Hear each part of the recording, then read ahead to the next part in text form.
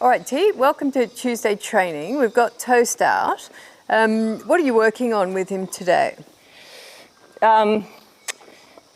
Today we warmed up with the long reining, which is very important for him. He needs at least 15 minutes to get his head right and get his body right. Yep. And he did really well today, so then I hopped on, and I just kind of I'm helping him right off the bat. From the moment I get on, I'm asking him to move in frame. Yep. And really clearly defining what my rein aids are doing.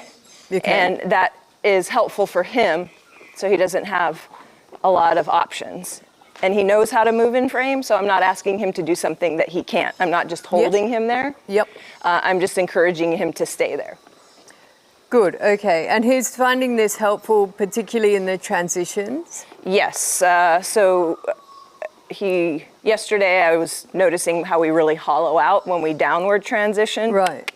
We have good upward transitions, but today we've gone right to it, and I find that he's doing much better in our downward transitions. Okay. All right, so we're gonna get him back here. Drop.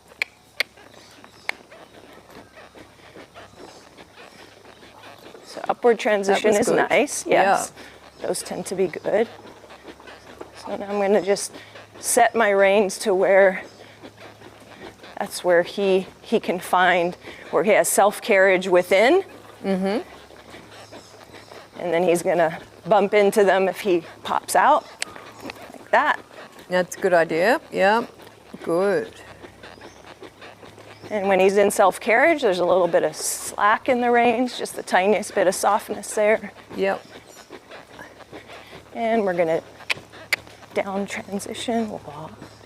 Good, and those are much better than yesterday. Much better. So Toast is an off-the-track horse, and quite often they'll come off the track, and mostly they'll come off the track and have very high head carriage.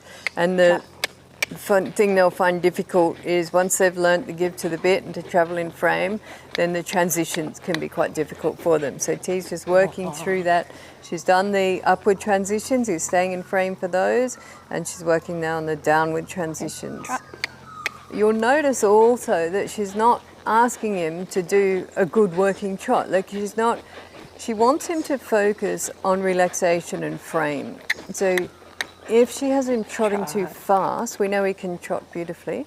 If she has him trotting too fast, he's going to be focused on speed and everything else is going to go out the window. So the thing to do is get the feet to move consistently, take them in the direction you want them to go, and then lastly, make it pretty. So pretty, I think, is these things we're doing now. So the first thing to do is stay in frame. Don't throw your head in a transition.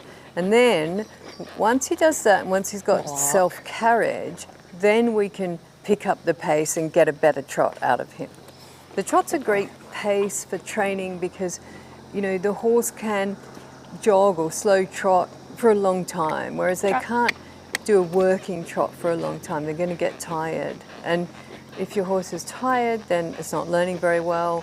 If your horse feels threatened of being tired, if you're working them really hard, then that is going to be their focus. We really want Toast focusing on relaxation.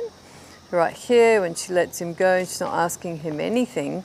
She's got a loose rein there, and she's encouraging him by lifting one rein just to lower his pole below his withers, and that just helps stretch out his top line, and it gives him a rest. It is still moving forward. That's a really nice exercise for this horse. You'll see she's going to hold that till he lowers his head, and then she releases it. Holds it up, watch him lower his ears. Right there, right there. And so what happens pretty soon, once Toast learns that pattern, is that when T drops the reins, he just lowers his head.